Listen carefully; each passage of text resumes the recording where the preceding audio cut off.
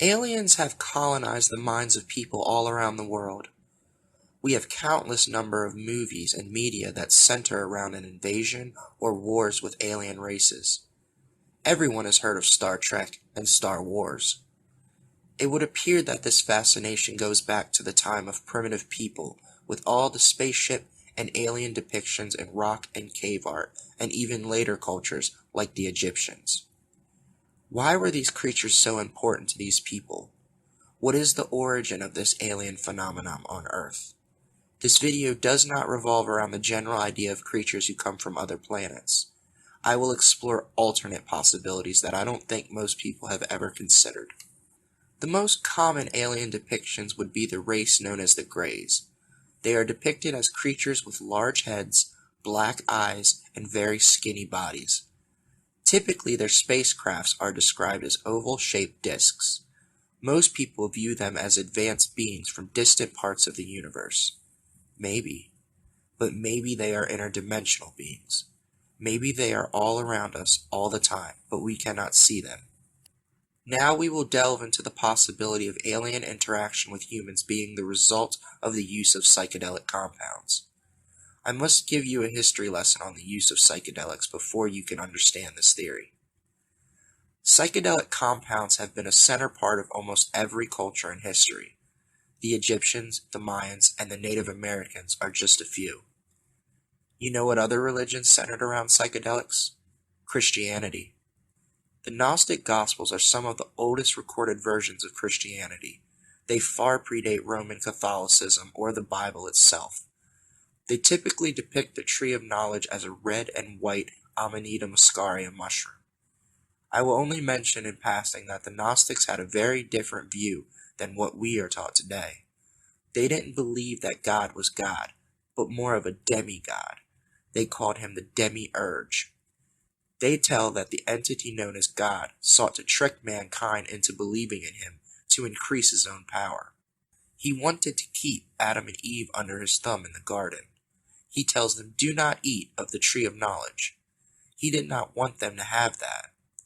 To the Gnostics, the tree of knowledge was a mushroom, and the snake, as in most cultures, is viewed as a good guy and a teacher who wanted to liberate Adam and Eve. Dimethyltryptamine, or DMT, is the most powerful psychedelic compound that is known to man. It is also produced in your own brain, with its most likely source coming from the pineal gland, which has long been associated with the third eye. DMT is also what is responsible for our dreams. DMT is produced in increased quantities during heavy REM sleep. When you dream every night, you are literally tripping. DMT is produced in massive amounts when your body believes that it will die. DMT can also be smoked or given by intravenous injection. The DMT journey is reported to be a glimpse inside of a seemingly convincing alternate dimension. Almost all of the people who experience DMT report to have contact with entities, even encounters with alien greys, including abduction scenarios. Let's now take a look at descriptions of most alien abduction encounters. Most report to be either sleeping or laying in their bed when suddenly they see animals like owls and deer or therianthropes, which are half man and half animal creatures, before the actual abduction occurs. Animal encounters or therianthropes are common encounters in psychedelic experiences as well. These people are taken aboard ships where they are experimented on, having objects inserted into them. Alien abduction scenarios are very similar to the lore of the Fae, or fairies. We won't be getting into that though. That's something for another video. Now let's explore how DMT might be the culprit for encounters with aliens. Again, when do most abductions occur? While you are sleeping. When is DMT produced? While you are sleeping, in increased amounts. You see where I'm going here? When Dr. Rick Strassman was allowed to conduct studies with DMT, he found that some of his patients experienced an abduction encounter, but they never moved from their bed. Obviously, it wasn't their body that was abducted. I think you get the picture. Cave art around the world is inspired by psychedelic encounters. Shamans would get blasted, and when they began to come down, they painted things that they had seen.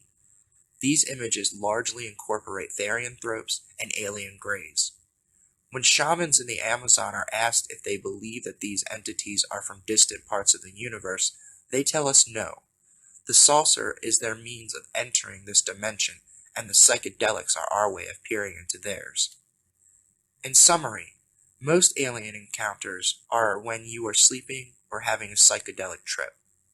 A great deal of cave art depicts these beings, and a great deal of art was created by the influence of psychedelics. Connection? It's certainly very coincidental. Now let's talk about when crowds of people see weird things. It's known that there are natural energy fields moving around the Earth.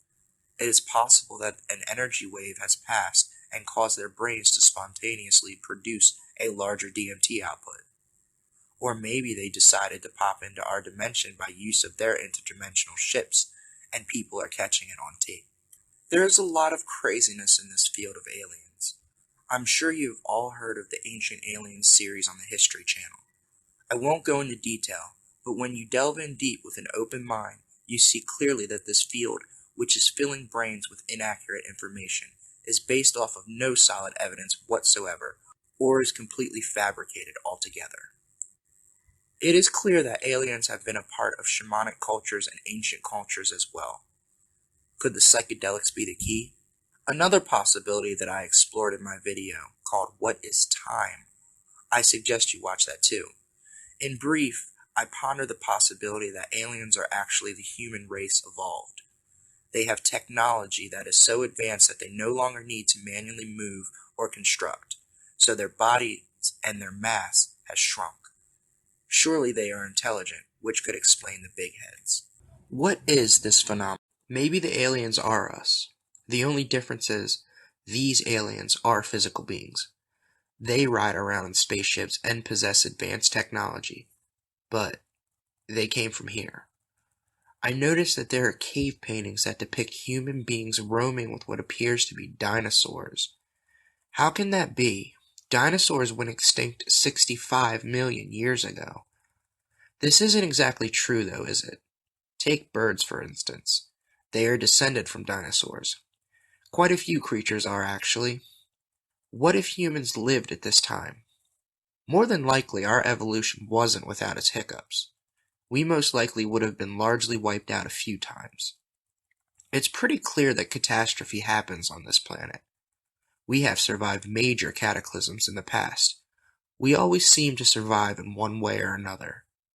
Maybe we've been doing it for a very long time. Maybe after the dinosaurs went extinct is when we originally began to evolve.